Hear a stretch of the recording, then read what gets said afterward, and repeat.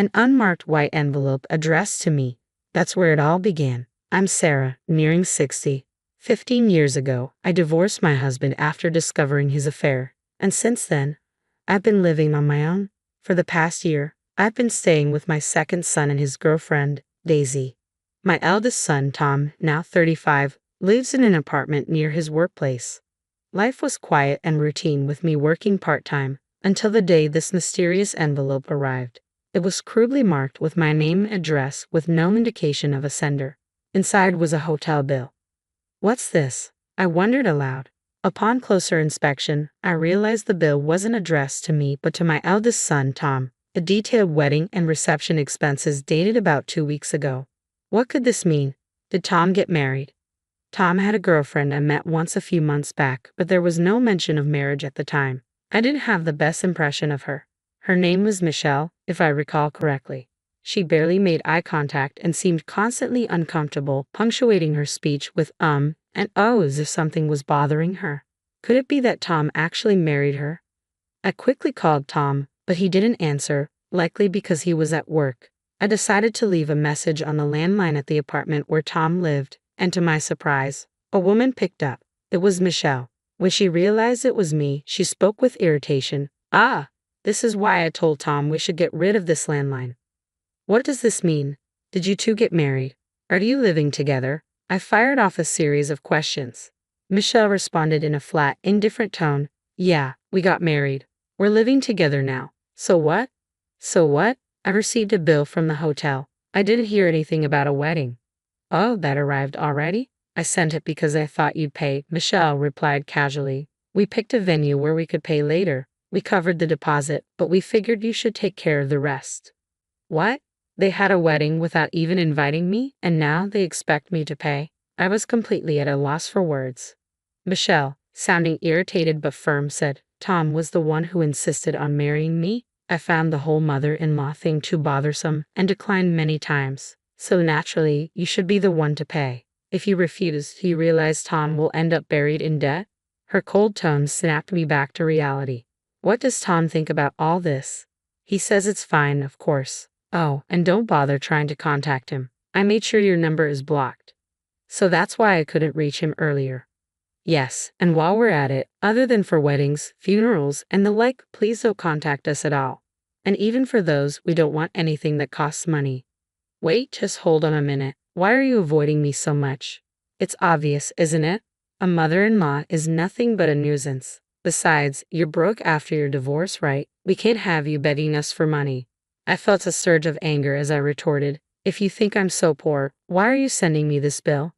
That's a separate issue. Please make sure to pay it. With that, Michelle hung up abruptly. I stood there holding the receiver, completely stunned.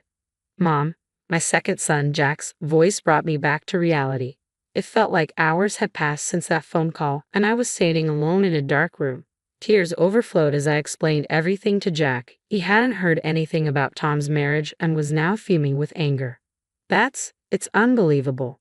That wife of his, she seems like trouble, doesn't she? I thought she might be a good match for my brother, but now. That's right, Tom, who was spoiled by my late mother-in-law, has looked down on me since he was a child. By middle school, he was calling me old hag and worthless. He, along with my mother-in-law and ex-husband, treated me terribly. Jack was the one who always stood up for me. After my divorce, I lived alone for a long time. But my kind son, worried I might be lonely, invited me to move in with him and his girlfriend, Daisy. What should I do about this bill? It's over $20,000. I could use the alimony from my ex-husband to pay it, but I honestly don't want to touch that money. I was planning to save it for your and Daisy's wedding, or for when you have kids. Both you and Daisy have always been so kind to me, so I decided to use all the alimony and property settlement money, which my stingy ex-husband scrimped and saved, for the two of you. Then my son said, Mom, that money is yours. You don't have to use it for us, and it's completely unreasonable to use it for my brother. He took the bill from me. I'll get rid of this at work. Remember what my brother has done to you. You absolutely must not pay this. Even though my eldest son had treated me poorly, I still felt a sense of responsibility as his mother. If I kept the bill, I might end up paying it. Jack understood that, and I felt relieved. 2 weeks later, Michelle called me. Hey, Why haven't you paid yet? The venue contacted me because the payment deadline has passed. I've discussed it with my second son, and we decided there's no need to pay. Besides, can't you cover it with the cash gifts from the wedding? I managed to voice my stance, though my heart raced with anxiety. Michelle's response was immediate and furious. We've moved, and we've already spent all the cash gifts. What are you going to do about this? What? You moved? Where to? None of your business. Just shut up. It was clear that Michelle wanted nothing to do with me. Realizing this, I steeled myself and proposed, all right, I'll offer you $10,000. In return, we part ways completely, no contact, not even for weddings or funerals. We act as if the other person does not exist. What do you think? But Michelle wasn't satisfied. $10,000 isn't enough. I need at least $20,000. What are you thinking? You didn't invite me to the wedding, you didn't tell me where you moved, and now you're asking for $20,000? I don't care. You probably have about 20 years left to live anyway. We plan to live twice as long as you, so I might as well take all your money while I can. That's just cruel, I said, struggling to keep my composure. Well, one way or another, we're going to get that $20,000 from you. Once you pay, we'll cut ties as you requested. I was eager to distance myself from Michelle, so I reluctantly agreed to her terms. Jack would probably be furious if he found out, but I wanted to avoid any more trouble from Tom and his wife. A year later, Jack married Daisy. As they were preparing to set up their new home, they asked me to move in with them, even though I had planned to live alone. In addition to giving them a wedding gift, I prepaid 2 years' rent for their new place and contributed to their mortgage. Then Michelle called again. I heard Tom's brother and his wife are building a house. You helped them, didn't you? Because of you, Tom is working 2 jobs and is exhausted. And you only gave us $20,000, Michelle said. It was clear she had heard about our new living arrangements somehow. I was taken aback. But you agreed to the terms back then. There's nothing I can do about it now. Shut up. We're having a baby. What are you going to do about that? Oh, really? Congratulations. But remember, we agreed to cut all ties, so I'm not giving you a penny. Despite her attempts to pressure me, I remained firm. You think you can use a grandchild as a bargaining chip.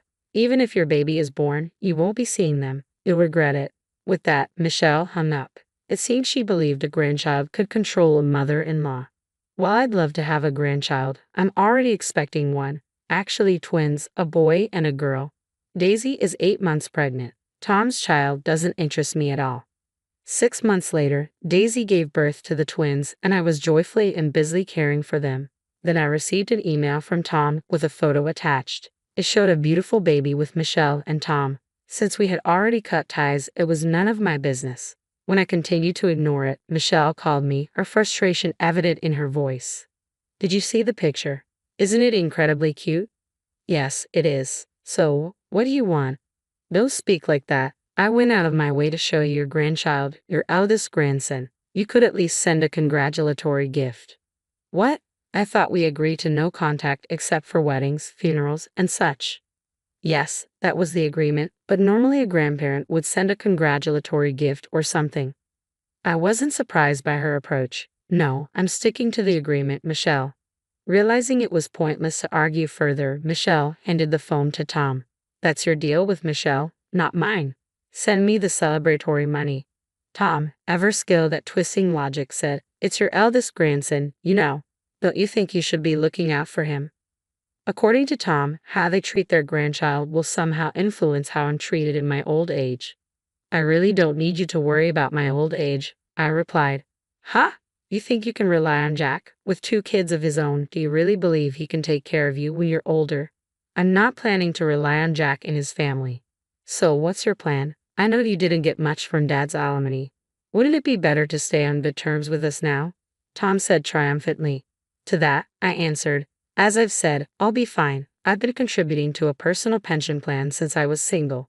It's an old policy with good rates, and I'll be receiving about $800 a month starting this year. Additionally, my work history qualifies me for a government pension of around $800 as well. I can manage comfortably on both. Tom seemed stunned by my response.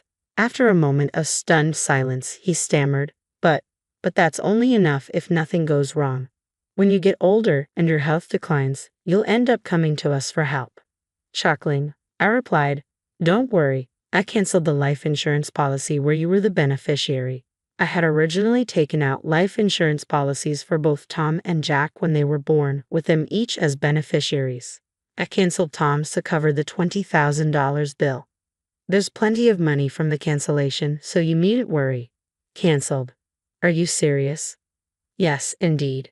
It's a shame, really. If I hadn't canceled it, you would have received about $100,000 when I passed away. No way. If you're looking to blame someone, point the finger at Michelle. She was the one who insisted on getting the $20,000 from me by any means necessary.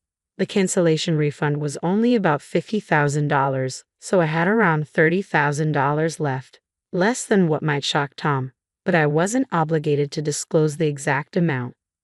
Satisfied with Tom's stunned silence, I hung up the phone. Shortly after, it appeared Tom and Michelle had a massive argument. There's talk of divorce, but discussions about alimony and child support are stalled, leaving them living separately within the same house. It's like watching the downfall of someone obsessed with money. Meanwhile, I've taken up part-time work as a cleaner to ensure I'm not a financial burden on Jack and his family during my retirement. Warmly welcomed by my son and his wife, and with the joy of 2 grandchildren, I'm truly content now.